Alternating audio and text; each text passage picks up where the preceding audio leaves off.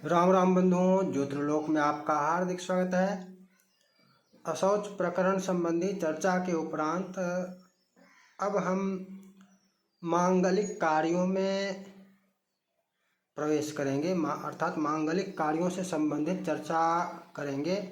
और इसके लिए जो हमने एक पोल पोस्ट किया था, तो उसमें मुंडन, उपनयन आदि वाला पक्ष सबसे ऊपर है और इसी को अधिक मत मिले हैं। चर्चा हम आरंभ करें भी तो वास्तव में यहीं से आरंभ करना उचित भी लगता है कि विवाह पर जाएंगे, लेकिन उससे पहले मुंडन और केशांत तक जो है ये हो जाए, तत्पश्चात विवाह संबंधी चर्चा हो। इसमें एक विशेष विषय है मुंडन और मंडन, और इसको भी समझ लेना आवश्यक है। पहली चर्चा आज यही है कि आप मुंडन और मंडन यदि कहीं देखें तो उसका तात्पर्य समझने में आपको समस्या ना हो कि ये मुंडन क्या है और ये मंडन क्या है।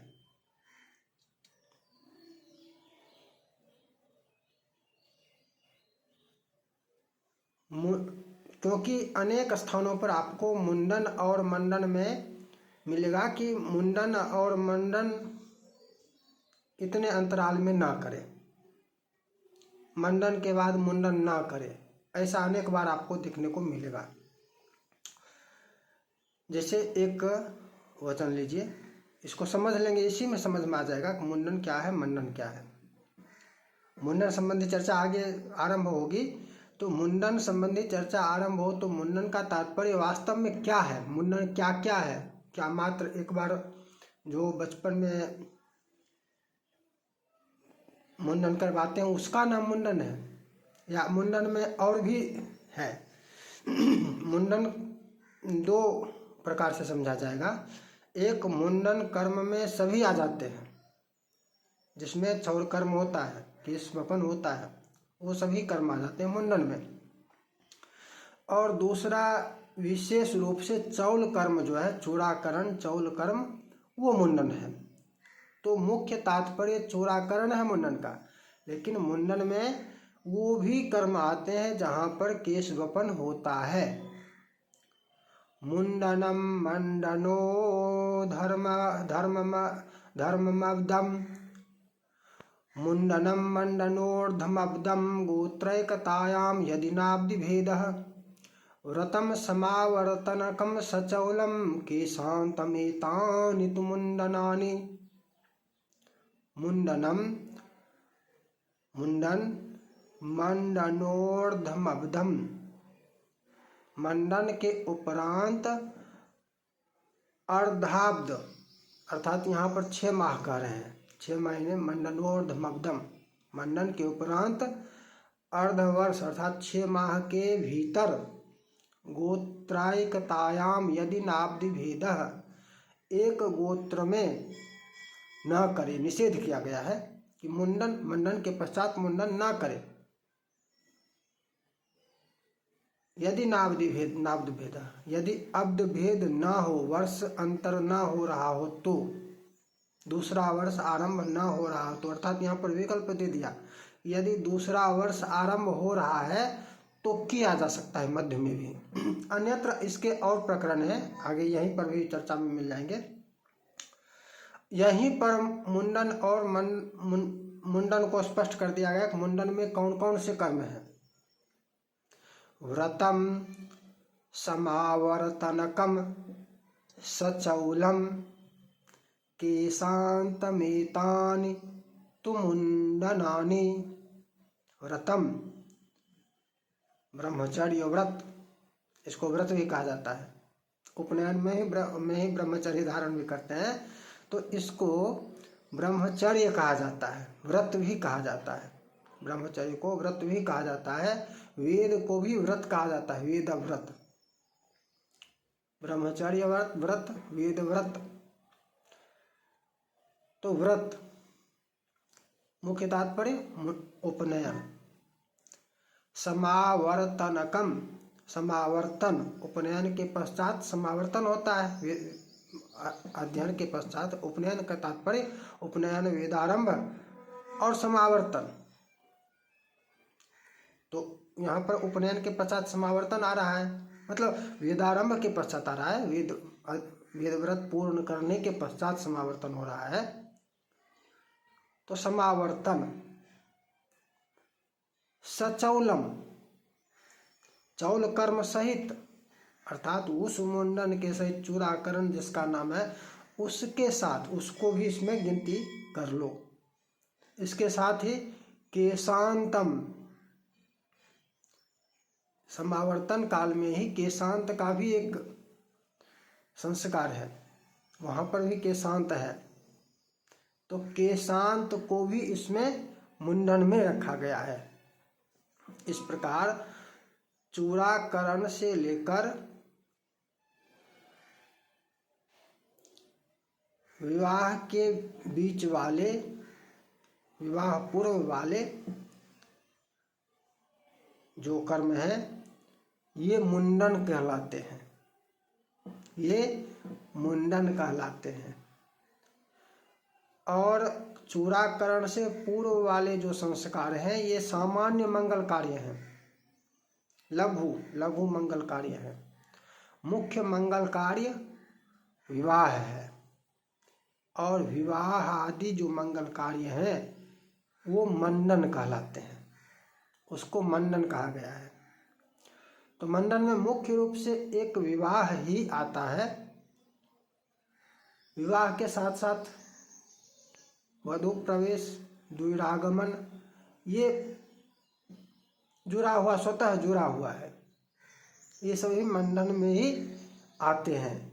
तो मंडन और मुंडन समझ गए। इसमें अनेकों जगह है कि मंडन के पश्चात मुंडन ना करे। अब यहाँ पर प्रश्न आएगा कि मंडन के पश्चात मुंडन कैसे होगा? जिसका विवाह होगा, विवाह के पश्चात उसका उपनयन मुंडन थोड़े ना होने वाला है। उपनयन, मुंडन, उपनयन इत्यादि जो है ये करने के पश्चात ही तो विवाह होगा। तो यहाँ पर है कि नहीं, मात्र उस व्यक्ति की बात नहीं है जिसका विवाह हो रहा है। गोत्र से आरंभ किए, गोत्र को फिर हटा दीजिए, उतनी दूरी की तो चर्चा नहीं होती है। माता तक पहुँचे, वहाँ से आरंभ हुए और माता तक पहुँचे, हुआ कि एक माता की संतानें, अर्थात भाई बहन है तो भी, भाई बहन परस्पर है तो भी इस प्रकार से है। अनेकों भेद हैं, जैसे कुले ऋतु त्रयादर्वाग मंडनान्नतु मुंडनम प्रवेशान्निर्गमम नेष्टो प्रवेशान्निर्गममो नेष्टो नो कुर्यान् मंगलत्रयम। कात्यायन का वचन है कि कुले ऋतु तयादर्वांग मंडनान्नतु मुंडनम। कुल में, अब इस कुल में कौन कौन आएगा? पूरा सकुल में जिसकी गणना की गई थी उस पूरा नहीं कर सकते, कैसे करेंगे? एक परिवार आ सकता है, चाहे वो संयुक्त हो अथवा एकल हो, एक परिवार ही यहाँ पर तात्पर्य हो सकता है। और उससे भी आगे बढ़ने के पश्चात उसका भी एकल जब हो जाता है तब तो मात्र उसमें और कुछ हो रहा ही नहीं शेष, तो माता पिता और संतानें हैं। संयुक्त में अनेकों हैं, अनेकों माता पिता हैं अर्थात भाई हैं और उनकी अनेकों संतानें हैं। तो इसमें ऋतु त्रयादर्वा कर, 3 ऋतुएं हैं। कात्यायन ने कहा है 3 ऋतु के मध्य में मंडन के उपरांत मुंडन न करे। मंडनान न तो मुंडनम, मंडन और मुंडन। इसके साथ एक और विशेष बात यहाँ पर है, वो क्या है, इसकी चर्चा आगे विशेष रूप से करेंगे। अभी संक्षेप में, प्रवेशान निर्गमो नेष्टो, प्रवेशान निर्गमो नेष्टो न कुर्यान् मंगलत्रयम्। तीन मंगल कार्य तो नहीं करे तीन ऋतु के मध्य में। और प्रवेश के उपरांत निर्गम, ये भी अनिष्ट कारक होता है। ये जो इसका संबंध कहाँ से जुड़ रहा है, ये हनीमून जो विवाह में अब भारत में भी प्रचलित किया जा रहा है, इसीलिए समझिए इन महानगर के लोगों की बारंबार मैं जो चर्चा करता हूँ कि ये आडंबर मात्र करते हैं धर्म का। ये धर्म का कोई भी धर्म आचरण नहीं करते हैं, मात्र आडंबर करते हैं, दिखावा करते हैं, प्रदर्शन करते हैं। हनीमून कौन करता है, महानगर के लोग ही कर रहे हैं ना, बड़े बड़े धनाढ्य वर्ग यही लोग कर रहे हैं ना। चाहते हैं कि प्रचार इसका गांव में भी हो। हनीमून पर जाना निर्गम हो गया, हनीमून पर जाना निर्गम है। और विवाह में वधु प्रवेश हुआ, विवाह के पश्चात घर आई नहीं वधु, तो वधु प्रवेश हुआ, वहाँ प्रवेश हुआ, और हनीमून पर गया तो निर्गम हुआ। ये एक साथ निषेध है दोनों तीन ऋतु के मध्य में कात्यायन के वचन से। तीन ऋतु का तात्पर्य 9 महीना, 9 महीने तक निषेध है, ना करें। तीर्थ यात्रा में भी निषेध है। तीर्थ यात्रा में भी उसी तीर्थ के लिए है जहाँ पर पहले गया हो, वहाँ जा सकता है। उस तीर्थ यात्रा पर जा सकता है जिस तीर्थ में पहले गया हो, अन्यथा तीर्थ यात्रा का भी निषेध है। फिर ये हनीमून कहाँ से, तो ये कर रहे हैं, तो क्या कर रहे हैं, आडंबर करते हैं। यदि धर्म का कभी दिखाते हैं, करते हैं कि ये धर्म वो धर्म, यहाँ इस मंदिर उस मंदिर, ये कर रहे हैं वो कर रहे हैं, सब आडंबर है, सब पाखंड है। ये कुछ भी नहीं करते हैं, पूरा का पूरा विपरीत ही इनका व्यवहार है। तलाक भी कहाँ पर दे रहे हैं, महानगरों, गांव में आप देखिए, गांव में कितने होते हैं। अपवाद में कुछ देखने को मिलते हैं, और उसका भी प्रचार प्रसार इन्हीं लोगों के द्वारा गांव में हुआ है। गांव में ये लव मैरिज कितने हो रहे हैं, अपवाद में कुछ होते हैं, वहीं से आया है उन्हीं लोगों, इसलिए ये निंदा के पात्र हैं। ये लोग बहुत ही घृणित कार्य कर रहे हैं। इन लोगों को समझाना, जो यहाँ पर इनके गुरु वर्ग हैं, जैसे बड़े बड़े कथावाचक, उनका संबंध यहीं से है। समझ लीजिए, बड़े बड़े कथावाचक जो आपको देखने को मिलते हैं टीवी में, आप जिनको हर दिन देखते रहते हैं, उनका संबंध गांव से नहीं है, गांव के लोगों से नहीं है। और वो गांव के लोगों को ज्ञान देने वाले ज्ञानी नहीं है, विद्वान नहीं है, देश भर को ज्ञान नहीं दे सकते हैं।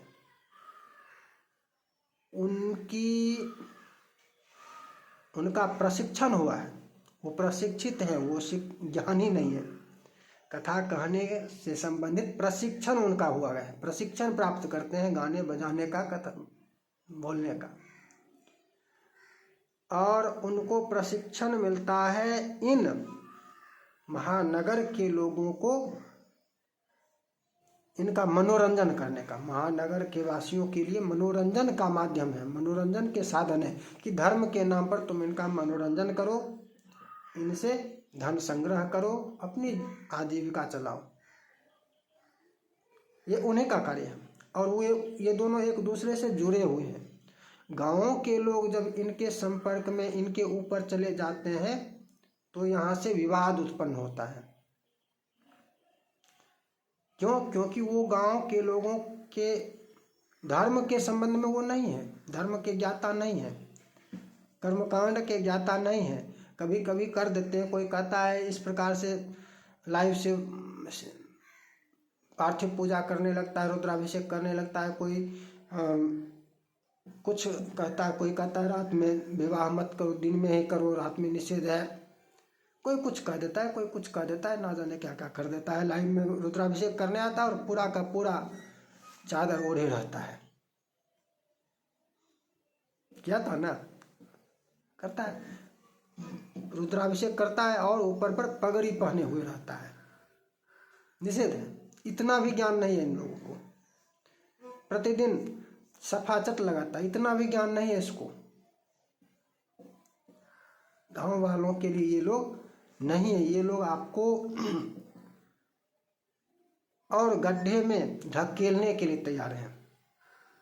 ये बड़े बड़े जो भी कथा वक्ता है, ये जो धर्मावलंबी हैं, वो इनसे भी बचें, उनको बचना होगा। ये उनको भी गड्ढे में ही धकेलने के लिए तैयार है, प्रयास कर रहे हैं। और ये एनजीओ, वो एनजीओ, ये आश्रम, वो आश्रम के नाम पर धन संग्रह करते हैं। सेवा को छोड़ दीजिए, सेवा कहाँ क्या करते हैं। सेवा करने के लिए, धन संग्रह के लिए सेवा करते हैं, सेवा के लिए धन संग्रह नहीं करते हैं। धन संग्रह के लिए सेवा का प्रदर्शन करते हैं, ये आश्रम, वो आश्रम, ये। तो हम थे कि प्रवेशा निर्गमो निष्ठो, बधु प्रवेश हुआ तो निर्गम अनिष्टकारक है। और ये हनीमून जो लोग करते हैं, उन्हीं के ये गुरु हैं। ये लोग बड़े बड़े कथा वक्ता उन्हीं के उपदेशक हैं, उनके लिए ही ये बने हैं। इन दोनों का ही परस्पर संबंध है। गांव में ये अपना प्रचार प्रसार कर रहे हैं, टीवी के माध्यम से गांव वाले भी इनको देखते हैं। लेकिन गांव वालों को इनके प्रति सतर्क रहना चाहिए, सावधान रहना चाहिए। इनका धर्म ज्ञान, ये कलाकार हैं, कलाकार से आगे नहीं, ये कलाकार हैं। आज की चर्चा को यहीं विराम देते हैं। आज की चर्चा मंडन और मुंडन से संबंधित है। मुंडन का तात्पर्य विवाह, मुंडन चौल कर्म और केशांत, यहाँ तक के जो कर्म है ये मुंडन कहलाते हैं। और विवाह, वधु प्रवेश, दुरागमन इत्यादि जो कर्म है ये मंडन कहलाते हैं। मंडन और मुंडन में अंतर। इनमें अब कितने दिन का निषेध, कैसे निषेध, ये चर्चा तो आगे की है, आगे करेंगे। आज की इतनी चर्चा थी, फिर मिलेंगे नई चर्चा के साथ। जय जय श्री राधे।